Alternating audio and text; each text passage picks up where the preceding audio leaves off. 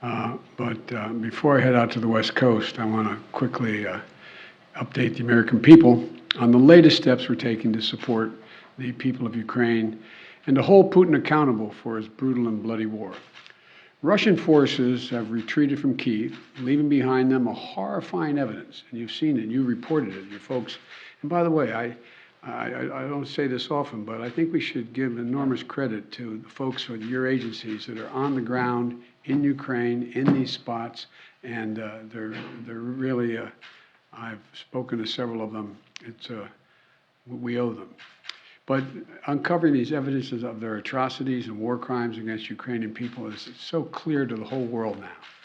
Now they've launched and refocused their campaign to seize new territory in eastern Ukraine. And we're in a critical window now of time where they're going to set the stage for the next phase of this war. And the United States and our allies and partners are moving as fast as possible to continue to provide Ukraine the forces that they need, the weapons they need, the equipment they need, their forces need to defend their nation. Last week, I signed an $800 million package of security assistance to Ukraine that included new capabilities like artillery systems and armored personnel carriers, equipment that is responsive to Ukraine's needs and tailored to support the intensified fighting in the Donbas region, which is a different war than in other places because both topographically it's different. It's flat, it's not in the mountains, and it requires different kinds of weapons to be more effective. Today, I'm announcing another $800 million to further augment Ukraine's ability to fight in the east, in the Donbas region. This package includes heavy artillery weapons, dozens of howitzers, and 144,000 rounds of ammunition to go with those howitzers. It also includes more tactical drones. In the past 2 months, we've moved weapons and equipment to Ukraine at record speed. We've sent thousands of anti-armor and anti-missile helicopters, drones, grenade launchers, machine guns, rifles, radar systems. More than 50 million rounds of ammunition had already been sent. The United States alone has provided 10 anti-armor systems for every one Russian tank that's in Ukraine, a 10-to-1 ratio. We're sharing and will continue to share significant timely intelligence with Ukraine to help defend them against Russian aggression. And on top of this, these direct contributions from the United States, we're the outfit facilitating the significant flow of weapons and systems to Ukraine from other allies and partners around the world, like the S-300 long-range anti-aircraft systems that Slovakia recently transferred to Ukraine. We are getting them in there. We won't always be able to advertise everything that our partners are doing to support Ukraine and fight for freedom, but to modernize Teddy Roosevelt's famous advice, sometimes we will speak softly and carry a large javelin, because we're sending a lot of those in as well. But we're not sitting on the funding that Congress has provided for Ukraine. We're sending it directly to the front lines of freedom, to the fearless and skilled Ukrainian fighters who are standing in the breach. You got to admit, must be amazed at the courage of this country, the resolve that they're showing, not just their military, but the average citizen, men and women, young men, young women as well. It's, the sustained and coordinated support of the international community, led and facilitated by the United States, is a significant reason why Ukraine is able to stop Russia from taking over their country thus far. Every American taxpayer, every member of our armed forces can be proud of the fact that our country's generosity and the skill and service of our military helped arm and repel Russia's aggression in Ukraine, to beat back Putin's savagery that tried to seize Ukraine's capital and wipe out Ukraine's government. The Battle of Kyiv was a historic victory for the Ukrainians. It was a victory for freedom, won by the Ukrainian people with unprecedented assistance by the United States and our allies and our partners. Now we have to accelerate that assistance package to help prepare Ukraine for Russia's offensive that's going to be more limited in terms of geography, but not in terms of brutality. Not in terms of brutality. Combined with our recent drawdowns, it will ensure a steady flow of weapons and equipment into Ukraine over the next few weeks. However, with this latest disbursement, I've almost exhausted the drawdown authority I have that Congress authorized for Ukraine in a bipartisan spending bill last month. In order to sustain Ukraine for the duration of this fight. Next week, I'm going to have to be sending to Congress a supplemental budget request to keep weapons and ammunition flowing without interruption to the brave Ukrainian fighters and continue to deliver economic assistance to the Ukrainian people. My hope is, and my expectation is, Congress would move and act quickly. And I want to thank the Congress, Democrats and Republicans, for their support for the people of Ukraine.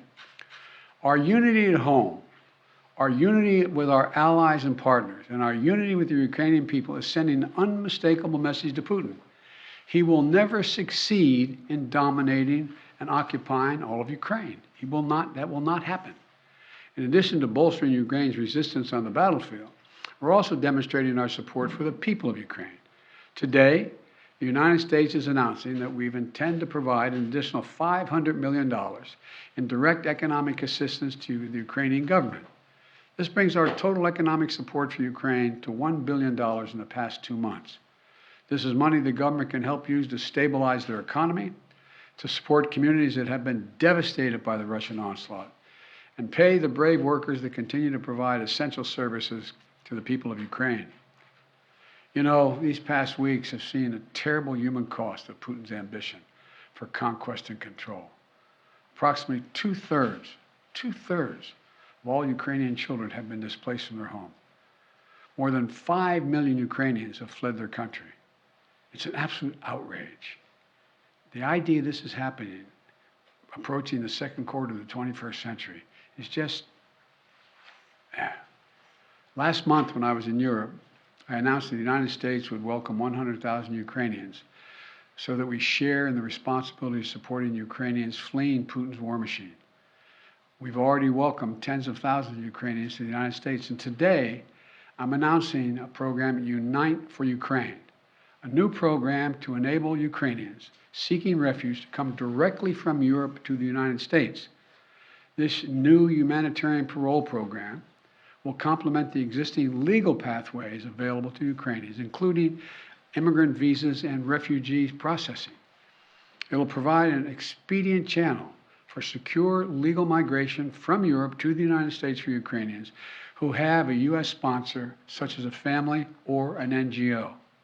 This program will be fast, it will be streamlined, and will ensure the United States honors its commitment to go to the people of Ukraine and need not go through our southern border. We're also continuing to ratchet up the pressure on Putin and further isolate Russia on the world stage. Yesterday, the Treasury Department rolled out additional measures to crack down on the entities and individuals attempting to evade our unprecedented sanctions, not just ours, but throughout the West.